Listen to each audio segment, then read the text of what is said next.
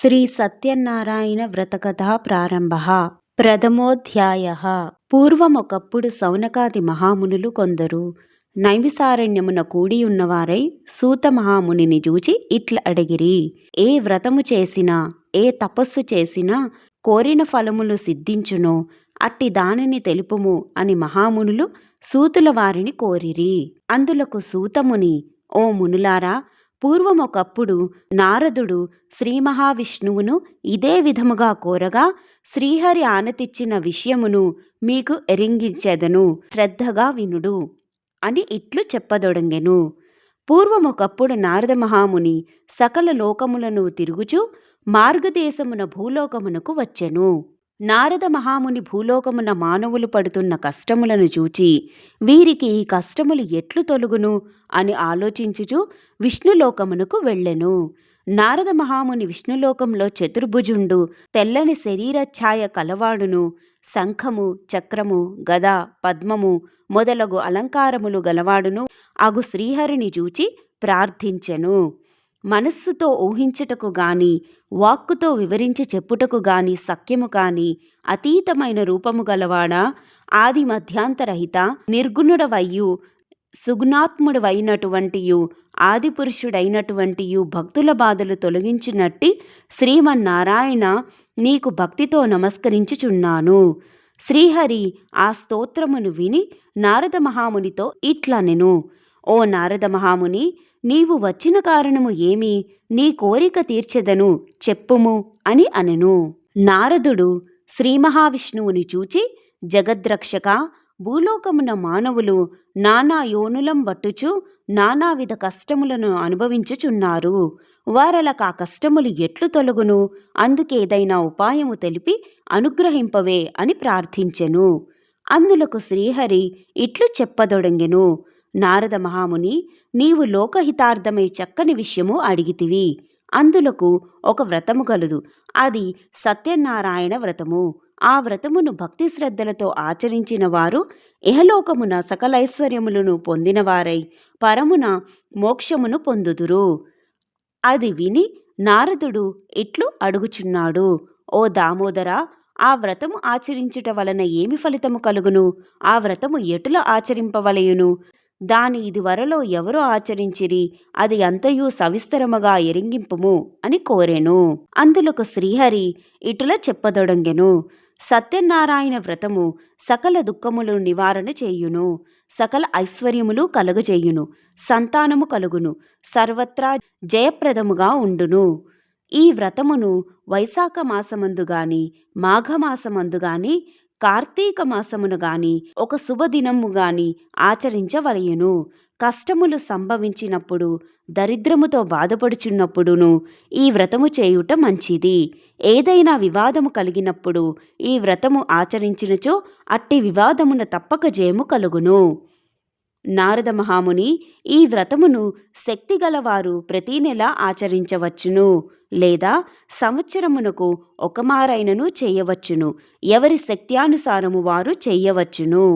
సత్యనారాయణ వ్రతము పౌర్ణమి తిథియందు గాని ఏకాదశి నాడు గాని రవి సంక్రమణ దినమున గాని చేయవలెను. సూర్యోదయమునకు పూర్వమే నిద్రలేచి కాలకృత్యములను నెరవేర్చుకొని స్నాన సంధ్యానుష్ఠానాలను యథాప్రకారము నిర్వర్తించుకొని శుచి అయి నిశ్చల భక్తితో దేవాదిదేవ శ్రీ సత్యనారాయణ ప్రభు, నీ అనుగ్రహము పొందుటకై భక్తి శ్రద్ధలతో ఈ వ్రతమును ఆచరించుచున్నాను అని తన మనస్సున స్వామిని ధ్యానము చేసుకొని నమస్కారము చేయవలయును. ఆ విధముగా సంకల్పము చేసి మధ్యాహ్న కాలమున కూడా కర్మానుష్ఠానమును నెరవేర్చుకొని సాయంకాలమున మరల స్నానము చేసి రాత్రి ప్రారంభ కాలమున ఈ వ్రతమును ఆచరించవలయును. పూజాస్థలమును గోమయముతో అలికి శుద్ధి చేసి వరిపిండి మొదలగు 5 రంగుల చూర్ణములతో ముగ్గులు పెట్టి దానిపైన నూతన వస్త్రములను పరిచి దానిపై బియ్యము పోసి దానిపై కలశమును ఉంచవలయును. కలశమును వెండితో గాని రాగితో గాని తుదకు ఇత్తడితో లేదా మట్టితో గాని చేయవలయును. లోభత్వము చేయరాదు. యథాశక్తి అన్నియు ఆచరించవలయును. ఆ కలశము మీద మరల క్రొత్త వస్త్రమును పరచవలయును. నూతన వస్త్రముల మీద సత్యనారాయణ ప్రతిమను ఉంచవలయును. ఆ ప్రతిమ 1 కర్షము బంగారముతో గాని, అర్ధకర్షము బంగారముతో గాని, లేదా తుదకు 1/2 కర్షము బంగారముతోనైనా చేయించి పంచామృతములతో అభిషేకమును గావించి మండపముగా ఉంచవలయును. ముందు విఘ్నేశ్వరుని పూజ చేయవలయును.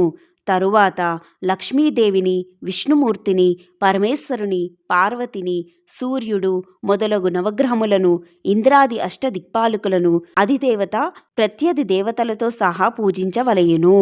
విఘ్నేశ్వరుడు మొదలగు 5 దేవతలను కలశమునకు ఉత్తరమున మంత్రములతో ఉదక సమాప్తిగా ప్రతిష్ఠించి పూజ చేయవలయును. తరువాత అష్టదిక్పాలకులను తూర్పు మొదలగు 8 దిక్కులందు ప్రతిష్ఠించి పూజ చెయ్యవలయును. పిదప సత్యనారాయణ స్వామిని కలశం మీద పూజ చేయవలయును. 4 వర్ణముల వారును, స్త్రీలును, పురుషులను కూడా ఈ వ్రతమును ఆచరించవలయును. బ్రాహ్మణులు కానివారు పౌరాణికముగానే వ్రతమును ఆచరించవలయును. తుదకు ఏ దినమునైనను సాయంకాలము ఈ వ్రతమును ఆచరించవలయును. వ్రతమును చేయువారు బ్రాహ్మణులను, బంధువులను పిలుచుకొని వచ్చి చేయవలయును. అరటి పండ్లు, ఆవు నెయ్యి, ఆవు పాలు, గోధుమ నూక, అది లేనిచో బియ్యము నూక, చక్కెర లేనిచో బెల్లము, ఇవి అన్నీయు సమానముగా అనగా సేరుంపావు చొప్పున చేర్చి ప్రసాదమును తయారు చేసి స్వామికి నివేదన చేయవలయును. ఆ విధముగా నైవేద్యములు జరిగించి పిమ్మట బ్రాహ్మణులకు యథాశక్తి దక్షిణలిచ్చి కథ శ్రద్ధగా విని బంధుమిత్రుల తోడను బ్రాహ్మణుల తోడను కలిపి భోజనమును చేయవలయును. సత్యనారాయణ స్వామికి ప్రీతిగా నృత్య గీతాదుకములను జరిపించవలయును. ఇది భూలోకమున కలియుగమునందు ఇష్టకామితార్థములను బడియుటకు మిక్కిలి సులభమైన మార్గము. ఇది ప్రథమోధ్యాయః. ద్వితీయోధ్యాయః. ఓ మునిశ్రేష్ఠులారా, పూర్వము ఈ వ్రతము ఆచరించిన వారి కథ చెప్పుచున్నాను వినుడు. పూర్వము కాశీనగరమున ఒక బ్రాహ్మణుడు ఉండడివాడు. అతడు మిగుల దరిద్రుడగుటచే అన్నవస్త్రములు లేక ఆకలిచే బాధపడుచు ప్రతి ఇల్లును తిరుగుచుండడివాడు. భగవానుడు బ్రాహ్మణ ప్రియుడు గనుక ఆ బ్రాహ్మణుడు ఆ విధముగా దుర్భరమైన కష్టములను అనుభవించుట చూసి తానును ఒక వృద్ధ బ్రాహ్మణ రూపమును పొందినవాడై ఆ బీద బ్రాహ్మణునకు ఎదురుగా పోయి, ఓయి బ్రాహ్మణుడా, నీవు వేద విదుందుడవై ఉండియు ఇట్లు దరిద్రమును అనుభవించుచు తిరుగుచుంటివేమి అని అడిగెను. ఓ ప్రభు, నేను మిక్కిలి దరిద్రుడను, భిక్షాటనచే జీవించుచున్నాను, చాలా కష్టములు పడుచున్నాను. నా దరిద్రము పోవుటకేమైనా ఉపాయము చెప్పుమని ఆ బ్రాహ్మణుని అడిగెను.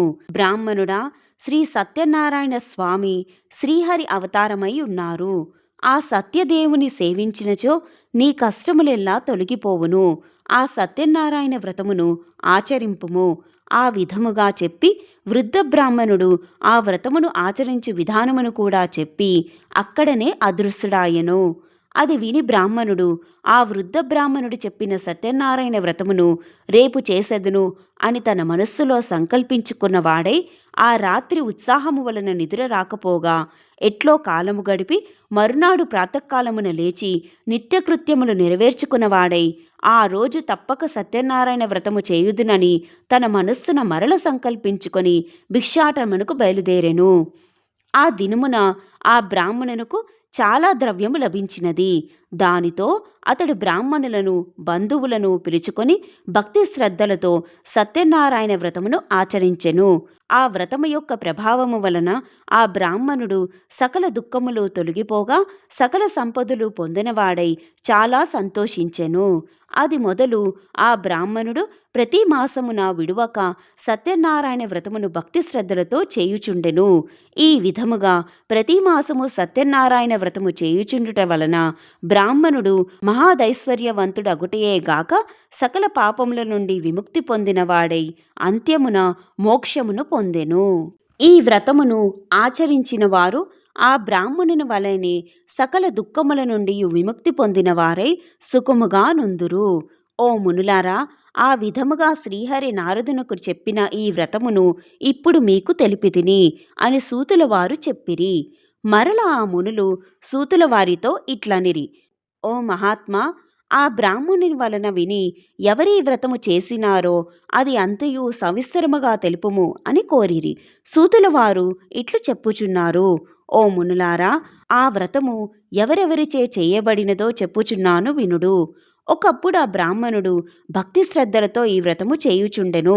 బంధువులు స్వజనులు వచ్చి ఆనందముతో వ్రతకథ వినుచుండిరి. ఆ విధముగా బ్రాహ్మణుడు వ్రతము చేయుచుండగా కట్టెలు అమ్ముకొని జీవించువాడొకడు వచ్చి కట్టెల కావిడి వీధిలో నుంచి లోపలకు వచ్చి ఆ వ్రతమును చూచెను. కట్టెలమ్ము అతడు మిగుల ఆకలి దప్పికలతో నుండియు బ్రాహ్మణుడు చేయుచున్నదంతయు చూచి, ఓ మహాత్మా, మీరు చేయుచున్న వ్రతము ఏమి? ఈ వ్రతమును చేసిన ఏమి ఫలితము వచ్చును? దయతో విషయమంతయు సవిస్తరముగా తెలుపుడని ప్రార్థించెను. ఓయి, ఇది సత్యనారాయణ వ్రతము. ఈ వ్రతమును ఆచరించిన సకల కోరికలు సిద్ధించును, సకల ఐశ్వర్యములు కలుగును. ఆ బ్రాహ్మణుడు ఆ విధముగా చెప్పగా ఆ కట్టెలమ్మువాడు మిగుల సంతోషించి దాహము తీసుకొని ప్రసాదమును గ్రహించి భోజనము చేసిన పిమ్మట ఇంటికి వెడలిపోయెను. కట్టెలమ్మున అతడు సత్యనారాయణ వ్రతము చేయుటకు నిశ్చయించుకొని మరునాడు పుల్లల కావిడి భుజంపై పెట్టుకుని ఈ దినము ఈ పుల్లలు అమ్మిన ధనము వెచ్చించి సత్యనారాయణ వ్రతము చేసెదను అని సంకల్పించుకొని పట్టణములోనికి బయలుదేరెను. కట్టెలమ్ము అతడు ఆ దినము ధనవంతులున్న వీధికి పోయి అమ్మగా కట్టెల కావిడికి పూర్వదినమును కంటే రెట్టింపు ధనము వచ్చెను. అందులో కాతడు మిగుల సంతోషించి అరటిపళ్ళు, చక్కెర, నెయ్యి, పాలు, గోధుమ నూక మొదలగునవి తీసుకొని ఇంటికి చేరెను. తరువాత అతడు ఆ బంధుమిత్రాదులను ఆహ్వానించి విధి విధానముగా సత్యనారాయణ వ్రతము ఆచరించెను. ఆ వ్రత ప్రభావం వలన అతడు ధనమును, పుత్రులను, పుత్రికలను, సంతోషమును పొంది జీవితకాలం అంతయు సకల సుఖములు అనుభవించి అంత్యమున స్వర్గలోకమును పొందెను. ఇది ద్వితీయోధ్యాయః. తృతీయోధ్యాయః. ఓ మునిశ్రేష్ఠులారా, ఇంకొక కథ చెప్పెదను వినుడు. పూర్వము ఉల్కాముకుడు అను ఒక రాజు కలడు. అతడు ఇంద్రియములను జయించినవాడు, సత్యవంతుడు. అతడు ప్రతిదినము దేవాలయమునకు పోవుచు బ్రాహ్మణులకు విశేష ధనమిచ్చి సంతోషపెట్టుచుండెను. అతడి భార్య చాలా సౌందర్యవతి, మంచి గుణము కలది. ఆ దంపతులొకనాడు భద్రశీలా నదీ తీరమున సత్యనారాయణ వ్రతమును ఆచరించిరి. ఆ రాజు ఇట్లు వ్రతము చేయుచుండగా సాధువను ఒక వైశ్యుడు అనంతమైన ధనముతో ఒక పడవను నింపుకొని వ్యాపారమునకై ఆ మార్గమున పోవుచు రాజు చేయుచున్న వ్రతమును చూచి తన పడవను ఒడ్డునకు పట్టించి రాజు యొద్దకు పోయి ఇట్లు అడిగెను: ఓ రాజా, నీవిప్పుడు చేయుచున్న వ్రతము సవిస్తరముగా నాకు తెలుపగోరుచున్నాను. దయతో నాకు చెప్పుము అని కోరెను. వైశ్యుడు అట్లు అడుగగా రాజు ఇట్లు చెప్పెను: ఓయి, పుత్రులను పొందుటకై మేము శ్రీ సత్యనారాయణ వ్రతము చేయుచున్నాము అని చెప్పి ఆ వ్రతము ఆచరించే విధానమును కూడా తెలిపెను. వైశ్యుడు రాజు చెప్పినదంతయు విని, ఓ రాజా, నాకును సంతానము లేదు కనుక నేనును ఈ వ్రతమును ఆచరించి సంతానము బడయుదును అని పలికెను. పిదప ఆ వైశ్యుడు తన వ్యాపారము పూర్తి చేసుకొని తిరిగి తన స్వగ్రామమును చేరుకొనిన వాడై సత్యనారాయణ వ్రత ప్రభావమును తన భార్య అయిన లీలావతికి చెప్పి ఆమె వినుచుండగా, నాకు సంతానము కలిగినచో ఈ వ్రతమును తప్పక ఆచరించదును అని ప్రతిజ్ఞ చేసెను. ఒక దినమున లీలావతి ధర్మపరాయణమైన భర్తతో సుఖించి గర్భవతి అయి 10వ మాసమున ఒక కుమార్తెను కనెను. ఆ వైశ్య దంపతులు తన కుమార్తెను కళావతి అని పేరు పెట్టి అల్లారు ముద్దుగా పెంచుచుండిరి. ఆ కళావతి శుక్లపక్ష చంద్రుని వలె దినదిన ప్రవర్ధమాన ఎగుచుండెను. అప్పుడు లీలావతి భర్తను చూసి, నాదా, మనకు సంతానము కలిగినచో సత్యనారాయణ వ్రతము చేసేదనని ప్రతిజ్ఞ చేసితిరి గదా, మనకు సంతానము కలిగినది కనుక వ్రతము చేయుడు అని అనెను. అందులో కాతడు, అమ్మాయి వివాహకాలములో వ్రతము చేసెదను అని అప్పటికి ఆమెకు సమాధానము చెప్పి వ్యాపారమునకై పట్టణములోనికి పోయెను. తరువాత కొంతకాలమునకు కళావతికి యుక్త వయస్సు వచ్చుట చూచి ఒక దూతను పిలిచి, నీవు పోయి అమ్మాయికి తగిన వరుని వెతికి చూచి తీసుకురమ్మని చెప్పి పంపెను. సాధువు అను వైశ్యుడు అట్లు చెప్పగా ఆ దూత వెంటనే కాంచనా నగరమునకు పోయి యోగ్యుడైన ఒక వైశ్యకుమారుని చూచి తీసుకుని వచ్చెను. అతడు అన్ని విధముల తన కుమార్తెకు తగినవాడుగా నుండుట చూచి సాధువు వైశ్యకుమారునకు తన కుమార్తె అయిన కళావతిని ఇచ్చి మహావైభవముగా పెండ్లి చేసెను. ఆ ఆనందములో నుండి ఆ వైశ్యుడు శ్రీ సత్యనారాయణ వ్రతము విషయమును మర్చిపోయెను. అందులకు శ్రీ సత్యనారాయణ స్వామికి ఆ వైశ్యునిపై కోపం వచ్చెను. అప్పుడు వ్యాపారమున బహునిపుణుడైన ఆ వైశ్యుడు అల్లునితో గూడి వ్యాపార నిమిత్తము బయలుదేరి సముద్ర తీరమున గల రత్నసానుపురమునకు పోయెను. ఆ రత్నసానుపురమును చంద్రకేతు అను మహారాజు పరిపాలించుచుండెను. సాధువు తన వ్రతము చేయకుండుట చూచి శ్రీ సత్యనారాయణ స్వామి కోపించినవాడై అతనిని శపించెను. వీనికి దారుణమైన కఠిన దుఃఖములు కలుగునుగాక అని శపించెను.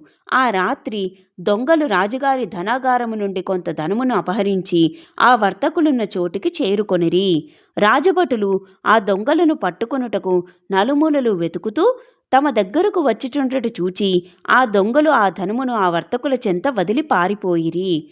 రాజభటులు ధనమును అక్కడ ఉండుట చూచి ఆ వైశ్యులే దొంగలని నిశ్చయించి వారిని కట్టి రాజుకడికి కొనిపోయిరి. భటులు రాజును చూచి, ప్రభు, ధనముతో కూడా చోరులను పట్టి తీసుకొని వచ్చితిమి, విచారించి తగిన శిక్ష విధింపుడు అని విన్నవించిరి. రాజు ఏమీయూ విచారింపకనే వీరిని తీసుకుని పోయి కారాగృహమునందుంచుడని ఆజ్ఞాపించెను. భటులు వైశ్యులను తీసుకుని పోయి కారాగృహమున బంధించిరి. ఎంత ప్రార్థించినను వారి మాట వినున వారెవరునూ లేకపోయిరి. ఇంకను ఆ చంద్రకేతు మహారాజు ఆ వైశ్యుల పడవయందున్న ధనమంతియు తన యాదీనమును గావించుకొనెను. మరియు సత్యనారాయణ స్వామి శాపము వలన ఆ వైశ్యుని యొక్క భార్యయు కుమార్తెయు అనేక కష్టముల పాలై వారి గృహమందున్న ధనమంతయు చోరులు అపహరించుకొని పోయిరి. మరియు లీలావతికి రోగము వచ్చెను. మనోవిచారములు అధికమయ్యెను. తినుటకు తిండి అయినను లేక ఇంటింటికి తిరిగి భిక్షమెత్తుకొని బ్రతుకుచుండిరి. కళావతియు అన్నము లేక తిరుగుచుండెను. ఆమె ఒక దినమున ఆకలిగా ఉండి ఒక బ్రాహ్మణుని ఇల్లు చేరుకొనెను. ఆ దినము బ్రాహ్మణుని ఇంట సత్యనారాయణ వ్రతము జరుగుచుండుట చూచి కళావతి ఆ వ్రతము పూర్తి అగునంత వరకు అక్కడనే ఉండి ఆ వ్రతమును చూచి కథ విని స్వామిని ప్రార్థించెను. కళావతి ప్రసాదమును కూడా స్వీకరించి రాత్రికి ఇల్లు ఆలస్యముగా చేరుకొనెను. తల్లి కళావతిని చూచి ఇట్లనెను, అమ్మాయి, ఇంత రాత్రి వరకు ఎక్కడ నుంటివి అని అడిగెను. అందులకు కళావతి, అమ్మా, ఒక బ్రాహ్మణుని గృహమున సత్యనారాయణ వ్రతము జరుగుచుండగా ఆ వ్రతము పూర్తియగు వరకు అక్కడనే ఉండి కథ విని ప్రసాదమును తీసుకొని వచ్చి తిని అని చెప్పెను. అది విని లీలావతి సంతోషించి తానును ఆ వ్రతము చేయవలెనని తన మనస్సులో సంకల్పించుకొనెను. ఆ వైశ్యుని భార్య అయిన లీలావతి బంధువులతోడను మిత్రులతోడను కూడియున్నదై దైవభక్తితో సత్యనారాయణ వ్రతము చేసి, ప్రభు, మా అపరాధమును క్షమించి నా భర్తయు అల్లుడును సుఖముగా ఇల్లు చేరునట్లుగా అనుగ్రహింపుము అని ప్రార్థించెను. లీలావతి సత్యనారాయణ వ్రతము చేయుట వలన స్వామి సంతుష్టుడై ఆ రాత్రియందు చంద్రకేతు మహారాజునకు స్వప్నమున సాక్షాత్కరించి కారాగారమున అన్యాయముగా బంధింపబడి ఉన్న వైశ్యులు నిరువురును ప్రాతకాలమునందే విడిచిపెట్టుము, వారి ధనమంతియు ఇచ్చివేయుము, లేనిచో నీవు సర్వనాశనమయ్యదవు అని చెప్పి అదృశ్యుడయ్యను. మరునాడు సూర్యోదయమైన వెంటనే రాజు మంత్రి పురోహితులను పిలిపించి సభ చేసి రాత్రి తనకు వచ్చిన కల సభలోని వారందరకు చెప్పి ఆ వైశ్యులను వెంటనే బంధవిముక్తులను చేసి ఇటకు తీసుకుని రండని భటులకు ఆజ్ఞాపించెను. భటులు వెంటనే పోయి వారిని చెర నుండి బయటకు తీసి రాజుగడకు తీసుకొని వచ్చిరి. ఆ వైశ్యులు రాజునకు నమస్కరించి రాజు ఇంకనూ తమకెట్టి శిక్ష విధించునోయని భయభ్రాంతులై ఉండిరి. అప్పుడు రాజు వైశ్యుని చూసి, ఓయి, దైవ ప్రాతికూల్యము వలన మీకు ఇట్టు దుఃఖము సంభవించెను, ఇక మీకు భయము లేదు, మిమ్ములను విడిచిపెట్టుచున్నాను అని చెప్పి రాజువారికి క్షురాధికము చేయించి కట్టుకొనుటకు నూతన వస్త్రములను ఇచ్చి సంతోషపరిచెను. ఇంకను రాజువారిని అనేక విధముల గౌరవించి తాను స్వాధీనము చేసుకున్న దానికి రెట్టింపు ధనము ఇచ్చి సంతోషపెట్టెను. ఇంకను ఆ చంద్రకేతు మహారాజు వారిని ఆదరముతో ఇక మీరు సుఖముగా మీ ఇంటికి పోవచ్చును అని చెప్పెను. వైశ్యులు రాజునకు నమస్కరించి అనేక విధముల కొనియాడి తమ దారిన పోయిరి. ఇది తృతీయోధ్యాయః చతుర్థోధ్యాయః పిదప ఆ వైశ్యులు త్రోవలో తీర్థయాత్రలు సేవించుచు బ్రాహ్మణులకు అనేక దానములు చేయుచు తమ నగరమునకు పోవుటకై బయలుదేరిరి. వారు సముద్రమున ఆ విధముగా కొంత దూరము ప్రయాణము చేసిన తరువాత శ్రీ సత్యనారాయణ స్వామి సన్యాసి రూపము ధరించి ఆ వైశ్యుల కడకు వచ్చి, ఓ వైశ్యులారా, మీ పడవయందున్న సామానులు ఏమిటి అని అడిగెను. ఆ మాటలు విని వైశ్యులు ధనగర్వముతో ఉన్నవారు గావున పరిహాసముగా నవ్వుచూ, ఓ సన్యాసి, మా పడవలో ఏమున్నదో నీకెందులకు? ధనము అపహరించుటకు ఆలోచించుచుంటివా? పడవలో ఆకులు అలములు తప్ప మరి ఏమీయూ లేవు అని బదులిచ్చిరి. ఆ సన్యాసి అది విని, అట్లే అగుగాక అని చెప్పెను. ఆ విధముగా ఆ సన్యాసి అక్కడి నుండి వెడిలిపోయి కొంచెము దూరము పోయి ఒక చెట్టు క్రింద కూర్చుండెను. పిదప ఆ వైశ్యుడు నిత్యకృత్యము నెరవేర్చుకొని పడవలోనికి చూచి తెల్లబోయెను. బరువు తగ్గి పడవ పైకి తేలియుండెను. ఆ వైశ్యుడు తన పడవలో ధనముతోనున్న సంచులకు బదులు ఆకులు అలములు ఉండుట చూచి మూర్ఛిల్లి కొంతసేపటికి తెలివి తెచ్చుకొని విలపించసాగెను. అప్పుడు అల్లుడు మామను చూచి, ఏడ్చుట వలన ప్రయోజనమేమున్నది? సన్యాసి శపించెను కనుక ఇట్లయినది. ఇక ఏమి చేసినను ఆ సన్యాసియే చేయవలెను కనుక ఆయనను ప్రార్థించుట మంచిది. అలా చేసిన ధనము తిరిగి లభించును అని చెప్పెను. ఆ వైశ్యుడు అల్లుని మాటలు విని పరుగున ఆ సన్యాసి వద్దకు పోయి సాష్టాంగ నమస్కారము చేసి, మహాత్మా, అజ్ఞానుడను అవివేకినై మీతో పరిహాసముగా మాట్లాడితిని. నా అపరాధము క్షమించి నన్ను రక్షింపుడు అని అనేక విధముల ప్రార్థించెను. అప్పుడు ఆ సన్యాసి ఆ వైశ్యుని చూచి, ఓయి, నా వ్రతము చేయుదునని చెప్పి ఆ వ్రతము చేయకపోవుట వలనే నీకిట్టి బాధలు కలిగెను అని చెప్పెను. వైశ్యుడు ఆ సన్యాసిని చూచి, ప్రభు, ఈ లోకమంతయు నీ మాయ వలన నిండియున్నది. బ్రహ్మాది దేవతలు కూడా నిన్ను గ్రహింపజాలరు. ఇక నేనెంత వాడను? నాపై కరుణ చూపుము. నా ధనము నాకు లభించినట్లు చేసి నన్ను రక్షింపుము అని అనేక విధముల ప్రార్థించెను. అందులకు సంతుష్టుడై స్వామి మరలా ఆ పడవలో వర్తకుని ధనమంతయు నుండునట్లు వరమిచ్చి అంతర్ధానమయ్యెను. తరువాత వైశ్యుడు పడవనెక్కి చూడగా ఆ ధనమంతయు యథాప్రకారము ఎక్కడిదక్కడయుండెను. సత్యనారాయణ స్వామి అనుగ్రహము వలన తన ధనము లభించినందులకు సంతసించి స్వనగరమునకు పోవుటకు మరల బయలుదేరెను. తరువాత వైశ్యుడు, అల్లుడా, అదే మన రత్నపురమని చెప్పి తమ రాక భార్యాపుత్రికలకు తెలిపి రమ్మని దూతను పంపెను. ఆ దూత నగరమునకు పోయి లీలావతిని చూచి, అమ్మా, మీ భర్తయు అల్లుడు వచ్చి ఉన్నారు. పడవ ఇప్పుడే చేరింది అని చెప్పెను. లీలావతి ఆ దూత మాటలు వినినదై చాలా ఆనందించి, అమ్మాయి, సత్యనారాయణ వ్రతము త్వరగా ముగించి రమ్ము, నేను పడవ దగ్గరకు పోవుచున్నాను అని కుమార్తెను తొందర చేసి బయలుదేరి వెళ్ళెను. అంత కుమార్తె పూజ పూర్తిగానే చేసినది కాని ఆ తొందరలో ప్రసాదము పుచ్చుకొనుట మరచిపోయినది. అందువలన సత్యనారాయణ స్వామికి కోపం వచ్చి ధనము అల్లునితో సహితముగా రేవులోనున్న పడవను ముంచివేసెను. తీరమందున్న వారందరూ అది చూసి ఆశ్చర్యపోయిరి. వైశ్యుని భార్యయు కుమార్తెయు మిగుల దుఃఖించుచుండిరి. వారందరూ అట్లు దుఃఖించుచుండగా తల్లి తన కుమార్తెను చూచి విలపించుచు, అల్లుడా, చూచుచుండగానే నావతో కూడా మునిగిపోయితివి గదా, ఇది అంతయు శ్రీ సత్యనారాయణ స్వామి మహత్యము అని తలుచుకొనుచు కుమార్తెను కౌగలించుకొని విలపించసాగెను. కళావతి తన భర్త చనిపోవుట చూచి అతని పాదుకలను గైకొని వాటితో సహగమనము చేయుటకు సిద్ధపడెను.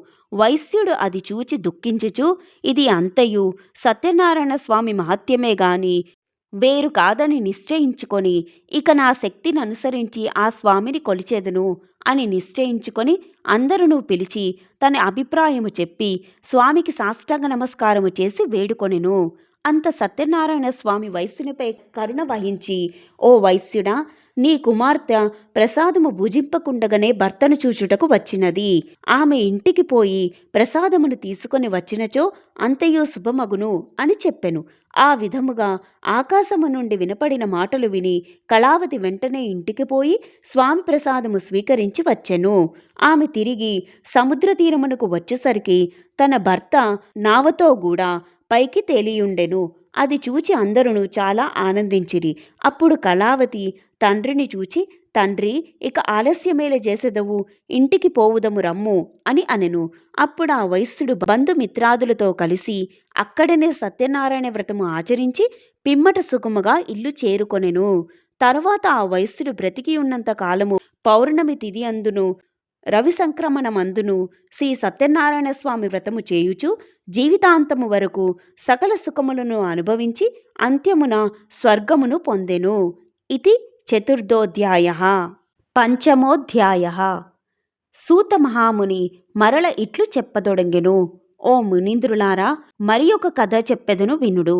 పూర్వము తుంగధ్వజుడు అను రాజు ప్రజలను కన్న తండ్రి వల చూచుచు రాజ్యపాలన చేయుచుండెను. ఆ తుంగధ్వజుడు ఒకనాడు అరణ్యమునకు పోయి అనేక జంతువులను సంహరించి తిరిగి ఇంటికి వచ్చుచు మార్గములో ఒక మారేడు చెట్టు క్రింద గొల్లలు బంధువులతో కూడియున్నవారై వ్రతము చేయుచుండుట చూచియు మనోగర్వముచే అక్కడనున్న స్వామికి నమస్కారమైనను చేయకపోయెను. తరువాత గొల్లలు ప్రసాదము తెచ్చి రాజు ముందర ఉంచి మరల పూజాస్థలమునకు పోయి అందరును భక్తితో ప్రసాదమును భుజించిరి. రాజు ఆ ప్రసాదమును భుజింపకనే తన నగరమునకు వెడలిపోయెను. అందులకు సత్యనారాయణ స్వామికి రాజుపై ఆగ్రహము వచ్చెను. అందుచేత ఆ రాజు యొక్క 9 కుమారులు చనిపోయిరి. సకల సంపదలు హరించుకుపోయెను. క్రమముగా దరిద్రము సంభవించెను. తరువాత అనేక కష్టములు సంప్రాప్తమయ్యెను. ఇది అంతయు చూచి రాజు తనలో తానిట్లు తలపోసెను. ఆహా, గొల్లలు ఇచ్చినారని నీచముగా భావించి స్వామి ప్రసాదము భక్షింపక తిరస్కరించి తిని, అందుచే సత్యదేవునకు నాపై ఆగ్రహము కలుగుట వలన నాకిటి స్థితి కలిగినది అని ఆలోచించుకొని వెంటనే ఆ గొల్లల చెంతకు పోయి భక్తి శ్రద్ధలతో శ్రీ సత్యనారాయణ స్వామి వ్రతమును ఆచరించెను. పిదప ఆ రాజు మరల ధనవంతుడై సకల కష్టముల నుండి విముక్తి పొందినవాడై పుత్రవంతుడై బ్రతికి ఉన్నంత కాలము సుఖముగాయుండి అంత్యమున స్వర్గలోకమునకు పోయినవాడాయెను.